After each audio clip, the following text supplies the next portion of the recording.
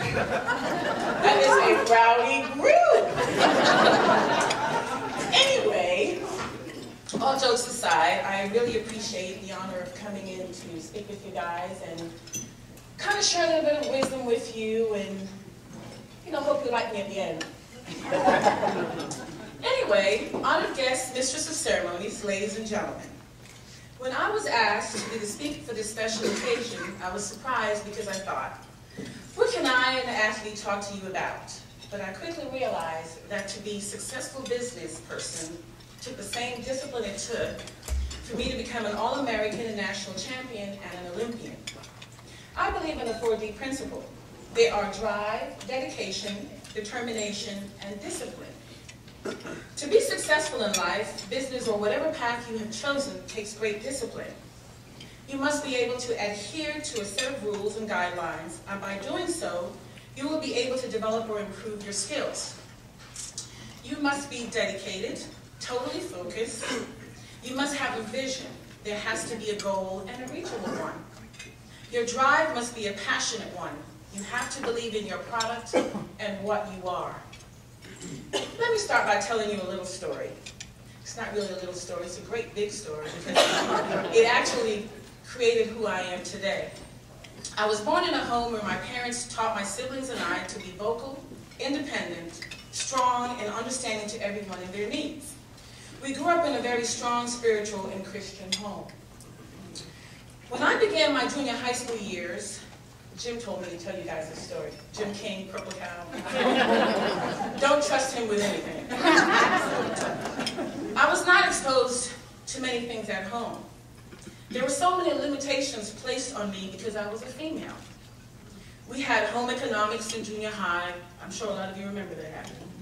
We had sewing. None of us really know how to sew except for Sheila. But we had nothing competitive. When I was in the 9th grade, however, at Inwood 52 Junior High School in New York City, I found myself arguing for women's rights when a boy in my math class said boys are better than girls at sports. Well, that was a bad mistake. This happened in 1976, and there were not many sport programs for girls in New York.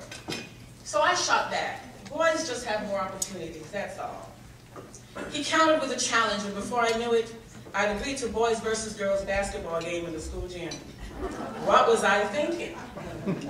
The boys had coaches, you know, they had teams, great uniforms. And I don't know if many of you remember, but back in '76, when we were young women in junior high and high school, we wore dresses with bloomers underneath. That was not attractive at all. You couldn't get a guy if you tried. Anyway, the boys all had coaches. We didn't even know how to play the game. But I read as much as I could and came up with a plan. Just before the match occurred, Mr. Schlesinger, who happened to be my math teacher, and the game referee asked me, "Do you understand what you're doing?" I replied, "Yes, I'm fighting for women's rights.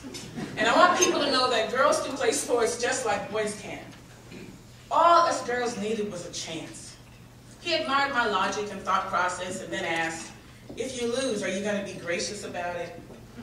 I said, winning and losing is not the argument here. It's the chance to take part in something. Whatever happens, we'll know that we gave it our best shot. Amazingly, these 14-year-old girls with no coach, read how to play basketball from a book, lost only by 7 points. We didn't win that day, but we won the respect of the boys. So much so the teachers and the students were so proud of us. Even the boys had a new respect for us. It was nice for a change. About this time, Mr. Schlesinger, a track and field record setter at City College of New York, had asked me if I ever considered running in the Colgate Games. Lots of girls earned college scholarships by competing in track and field events. However, this didn't work out for me because I was a Seventh-day Adventist, so my parents said, "There's no way you're going to run on the Saturday. You're not going, you're not taking part, you're not doing anything. Just come on home and tell him that you'll do something at a later date."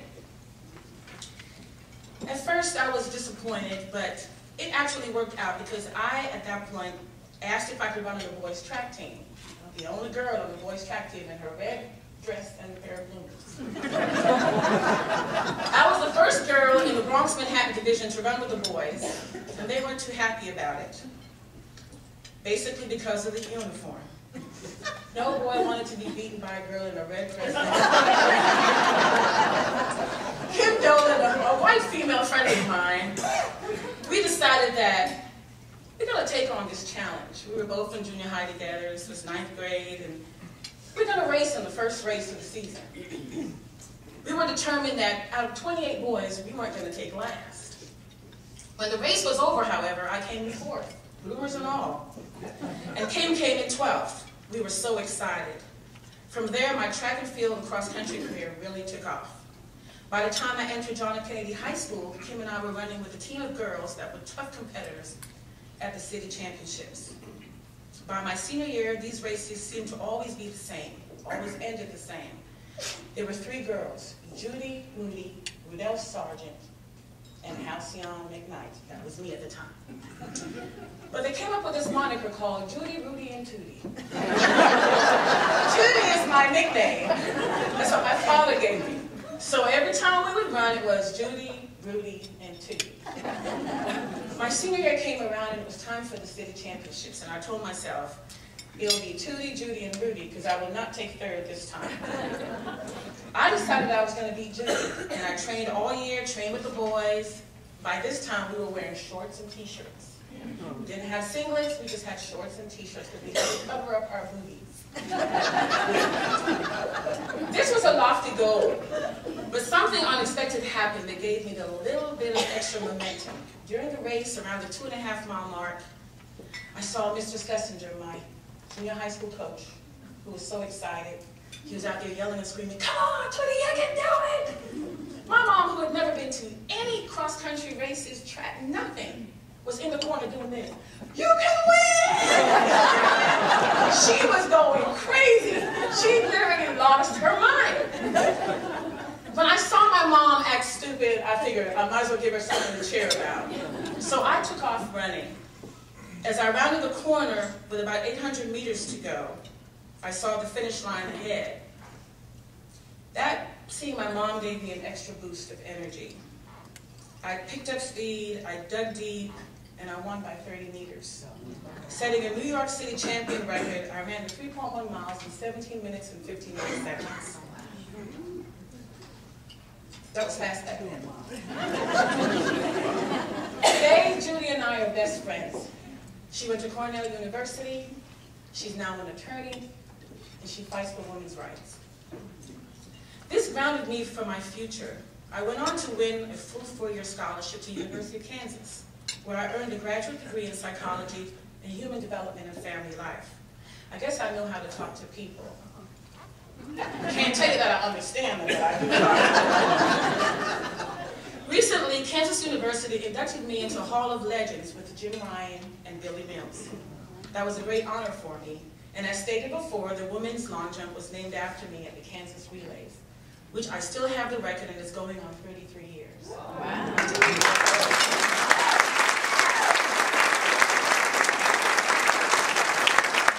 It is easy to give up when it seems like everything is against you, but you have to have stick-to-itiveness.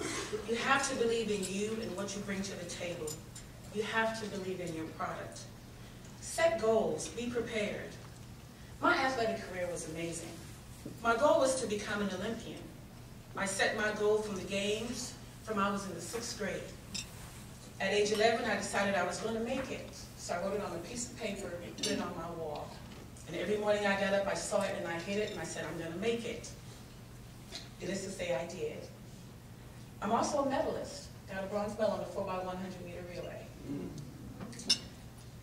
I've been a coach for over 29 years. I coach D people with the necessary desire and drive, dedication, determination, and discipline to reach their personal best. In the past, I have found great joy in coaching many national champions, ACC champions, and even Olympians at various schools and in universities. Now, in addition to coaching, I share my passion for excellence with a wide range of people from children to adults as a personal life coach, motivational speaker, and a seminar leader. I have found that the key to being successful is that you must first love yourself. What do I mean by that? There are 7 points to remember. 1, you must know yourself. Respect your values and feelings. Help others and not be afraid to ask for help. Surround yourself with positive people. Treat others the way you want to be treated. Build a relationship with God. And finally, have a plan. Set reasonable goals with consequences. I would like at this time for my athlete representative, my official, and my coach to come forward to take the Olympic oath. Representing our athletes is Ms. Jonette's Basket.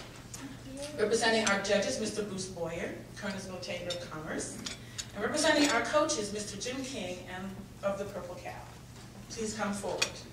In the Olympic Games, we have different segments of oaths that's taken at the opening ceremony.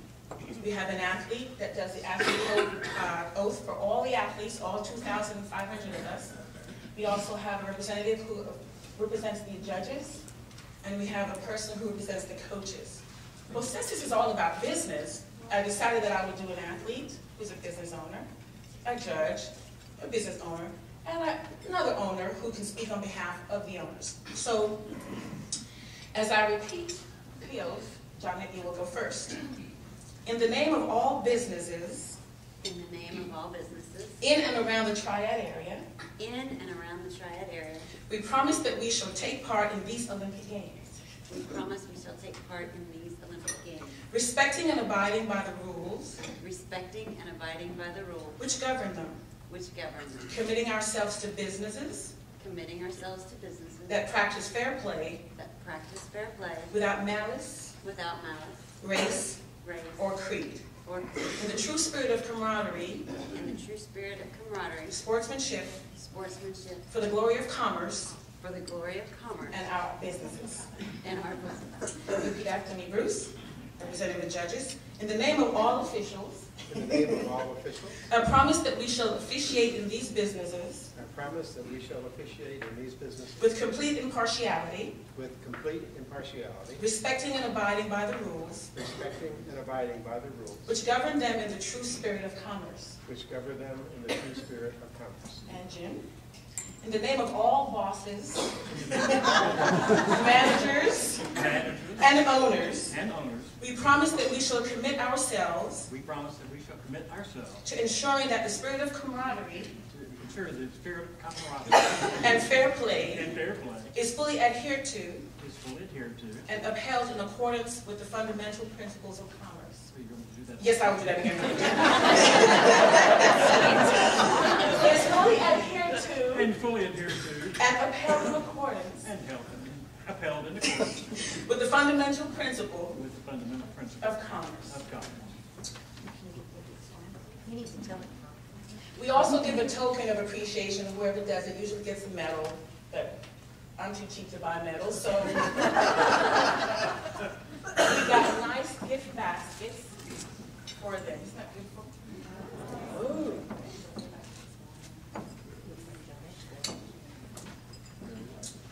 So I would like to thank you all for coming to the 44th Kernersville Olympiad. I now pronounce the games of the 44th Kernersville Olympiad open.